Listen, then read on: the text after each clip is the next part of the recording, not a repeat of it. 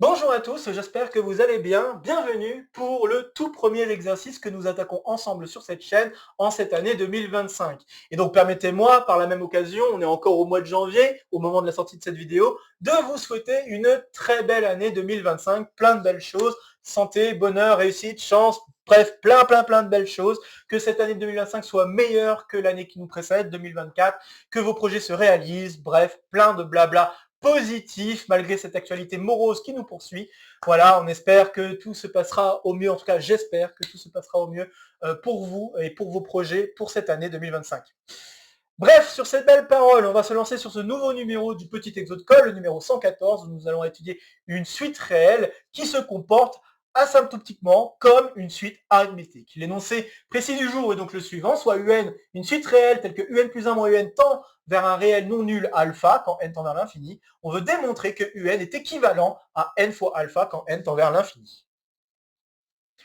Bon voilà, c'est un très joli exercice qui peut s'attaquer en première année de classe préparatoire. Je conseillerais quand même d'avoir un petit peu de recul pour pouvoir attaquer cet exercice, mais je pense que cet exercice peut très bien se faire en première année de classe préparatoire. Il n'y a pas besoin d'avoir énormément de background sur les sites pour attaquer cet exercice, juste comprendre ce qu'on entend par équivalence entre deux suites, ce qu'on entend bien sûr par limite et savoir manipuler la limite plus que juste connaître ce que c'est, vraiment la manipuler en termes de epsilon ou ce genre de choses. Je pense que cela pourrait être très utile. Bon, cet exercice va être assez court, étant donné qu'on va utiliser un résultat qui est déjà sorti sur la chaîne, mais il y a assez longtemps de ça. Et en fait, j'ai très envie de ressortir ce résultat, tout simplement pour vous dire que ce résultat est quand même très important en classe préparatoire, de l'avoir vu soit dans le cadre du cours, soit dans le cadre des exercices. Je pense vraiment qu'il va falloir le travailler ou le revoir si vous ne le connaissez pas, ou en tout cas s'il ne vous vient pas à l'esprit là tout de suite, parce que bon, je pense que ça fait partie des trucs hyper classiques à savoir, en tout cas à savoir faire, déjà, démontrer, mais aussi à savoir manipuler, notamment dans le cadre de sujets concours ou même de sujets oraux un petit peu plus évolués comme Centrale ou ENS. Je ne vais pas vous spoiler davantage, je vais vous inviter tout de suite à faire une pause sur la vidéo pour essayer de résoudre l'exercice par vous-même avant que je ne vous dise quoi que ce soit d'autre. Ok, j'espère que vous aurez essayé, je pense que c'est un très joli petit exercice. Donc, le résultat dont on va avoir besoin, c'est un résultat que nous avons démontré il y a assez longtemps, c'était dans le petit exo de code numéro 7. Le lemme de sommation de Césaro. Alors pour ceux qui ne connaissent pas ce que c'est, je me permets de rappeler l'énoncé. Si vous avez une suite AN, donc une suite de réels, disons, et vous savez que cette suite de réels tend vers une certaine limite, quand n tend vers l'infini, limite finie, donc dans les réels, disons.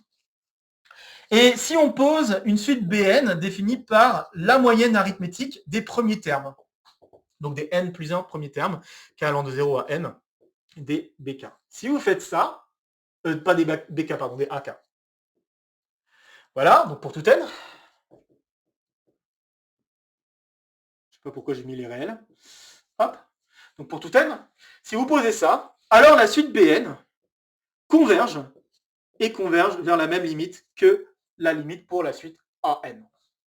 Donc voilà, c'est un résultat que nous avons démontré dans le petit exo de code numéro 7, que je vous invite amplement à aller voir si le lemme de Césaro ne vous est pas venu à l'esprit quand vous avez vu l'énoncé de cet exercice. Je pense que vraiment, ça fait partie des résultats hyper classiques qu'il faut avoir vu au moins une fois et qu'il faut savoir un petit peu manipuler quand on est en classe préparatoire, que ce soit en première année ou en deuxième année. Donc voilà, je me permets de rappeler et de remettre un coup de marteau sur ce résultat parce que je pense que c'est hyper important de le connaître. Il faut avoir en tête aussi que la réciproque est fausse. Si vous prenez par exemple la suite AN donnée par moins 1 puissance n, eh bien, moins 1 puissance n, c'est une suite qui diverge puisqu'elle n'a pas de convergence. Vous avez toujours une séparation d'au moins 2 entre deux termes consécutifs de la suite. Donc, automatiquement, la différence des termes ne tend pas vers 0. Donc ça, voilà, c'est très problématique pour avoir une suite qui converge. Et pourtant, la suite des moyennes successives, étant donné que la somme ici va valoir 1 ou 0, ou moins 1, 0, suivant comment vous faites la somme. Ici, c'est plutôt 1 ou 0. Comme la somme, elle est bornée, divisée par 1 sur n plus 1, ça va tendre vers 0, et donc par conséquent, la suite Bn va converger et tendre vers 0. Mais c'est pas pour autant que la suite An va tendre vers 0.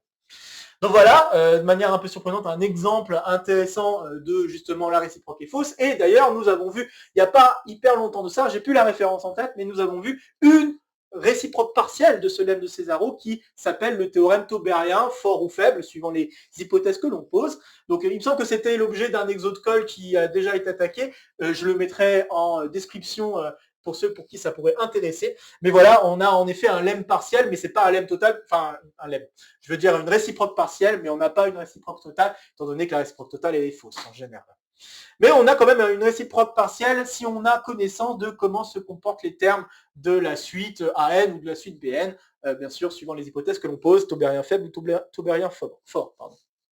Bref, voilà, donc en fait, il fallait penser à ce lemme de Césaro pour conclure. Et avec ce lemme, on va conclure très rapidement. Alors, on est parti pour la résolution.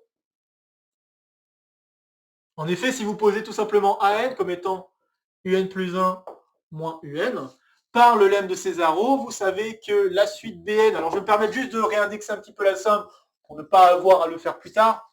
Donc ce que je vais faire, c'est que je vais faire 1 sur n, somme pour k allant de 0 à n-1. Donc je réindexe à partir de n égale 1 si vous voulez. Donc des AK avec n appartenant aux entiers naturels non nuls. Donc si je considère cette suite-là, alors on va avoir que Bn tend vers alpha quand n tend vers l'infini. Or, les termes AK ici, c'est en fait la soustraction de deux termes consécutifs de la suite. Et donc cette somme-là, c'est une somme télescopique, dont on peut facilement donner le résultat. Ça va tout simplement être UN moins U0. Alors ainsi, si je regarde maintenant UN sur N, ça c'est UN moins U0 sur N plus U0 sur N. Ça, je sais que ça tend vers alpha. Ça, je sais que ça tend vers 0, puisqu'on a une constante divisée par n, donc je pense que c'est assez clair. Du coup, tout ce truc-là tend vers alpha quand n tend vers l'infini. Et c'est là où on va utiliser le fait que alpha est non nul. Vous devriez avoir en tête que si on a une suite qui tend vers un réel non nul, alors c'est la même chose que de dire que cette suite est équivalente à ce réel. Hein, c'est un truc qu'on a déjà utilisé d'ailleurs dans un exode code, c'était l'exode code sur les nombres de Stirling que je pourrais mettre, enfin nombre de Stirling, pas nombre de Stirling, formule de Stirling. Donc c'était un résultat sur les formules de Stirling que nous avons vu dans un exode code il y a assez longtemps aussi. Je vais vous le mettre en description si ça vous intéresse, où nous avons dû utiliser le même genre d'astuce, avoir une suite qui tend vers un nombre qui est non nul, c'est équivalent à dire que la suite est équivalente au terme non nul. Donc quand n tend vers l'infini. Donc voilà, je peux vous mettre en description l'exode call correspondant à la formule de Stirling, parce qu'à un moment donné, on utilise cette astuce-là. Et donc, là, en multipliant par n, on a terminé. Hein, la multiplication par n est stable pour juste l'équivalence. Donc ça veut dire que un est en effet équivalent à n fois alpha quand n tend vers l'infini. Et voilà, c'est terminé. Alors vous constaterez que c'est important quand même d'avoir alpha différent de 0. En fait, le point le plus important, c'est au moment où je fais l'équivalence ici, quoi. Au moment où je dis je tends vers un nombre qui est non nul, donc c'est équivalent, à dire que c'est équivalent au terme non nul. Puisque, attention, on ne peut jamais dire qu'une suite est équivalente à 0. Hein, ça, c'est un truc, il ne faut jamais tomber dans ce piège. On ne peut jamais dire ça. Par contre, je vais quand même le mentionner, si alpha égale 0, la seule chose que vous pouvez affirmer, c'est que un, c'est alors un petit taux de 1 sur n, quand n un petit taux de n, pardon. Enfin, sur n. C'est un petit taux de n quand n tend vers l'infini. C'est la seule chose que vous pouvez assurer, puisque avoir un, donc avoir une suite divisée par une autre qui tend vers 0 quand n tend vers l'infini, ça veut dire que le terme du dessus doit être beaucoup plus fort, enfin du dessous, pardon, doit être beaucoup plus fort que le terme du dessus. Et donc, ça veut juste dire que un sur n tend vers 0. Et donc, un exemple de suite qui tendrait vers l'infini en ayant cette propriété en même temps, ça serait d'avoir un égale ln de n. Donc pour n, bien sûr, supérieur ou égal à 1. Donc si vous considérez cette suite-là, eh bien, quand vous regardez un plus 1 moins un, vous allez retrouver ln de n plus 1 moins ln de n. Et c'est pas très difficile en mettant tout ça dans le même ln de voir que ça va tendre vers, donc je vais le faire, tiens, ça fait ln de 1 plus 1 sur n, et là c'est pas dur de voir que par la limite à l'intérieur qui tend vers 1 et continuité par composition de la fonction ln, de voir qu'on a ln de 1, donc 0 quand n tend vers l'infini. Donc vous avez ça, et donc par conclusion, grâce à ce que je viens de faire là, on a alors que ln sur n, et vous pouvez le vérifier juste par les fonctions, ln sur n, ça tend vers 0 quand n tend vers l'infini. Voilà, donc là, ce qu'on vient de faire comme exercice, en regardant jusqu'ici ce que cela implique pour alpha, enfin si alpha égale 0, et ben vous avez le fait que ln de n sur n tend vers 0 quand n tend vers l'infini de manière un peu gratuite, sans pour autant passer par les fonctions. Donc voilà, ça c'est une jolie petite conséquence de ce qu'on a fait jusqu'à là, en étendant un petit peu le résultat qu'on a démontré à ce cadre-là. Donc ça veut dire que, en tout cas, la seule chose qu'on pourra affirmer, c'est que si alpha égale 0, on aura une, entre guillemets, croissance, même si c'est pas vraiment croissance, mais plutôt une variation de la suite qui serait équivalente à une suite, qui serait sous arithmétique, c'est ça que je veux dire. C'est-à-dire que ça sera toujours plus petit que n'importe quelle croissance par une suite arithmétique. C'est ça que ça signifierait d'avoir alpha qui tend vers 0. Par contre, quand alpha tend vers un truc non nul, bah là, ça veut dire qu'on est équivalent à une suite arithmétique quand n tend vers l'infini. C'est quand même assez rigolo d'avoir ça. Juste par le fait que terme à terme, la soustraction entre les termes tend vers une valeur bien précise. Et en soi, c'est assez logique de se dire ça, de se dire, bah oui, en effet, au bout d'un moment, si on additionne toujours le même terme, bah on va se retrouver avec presque n fois le même terme.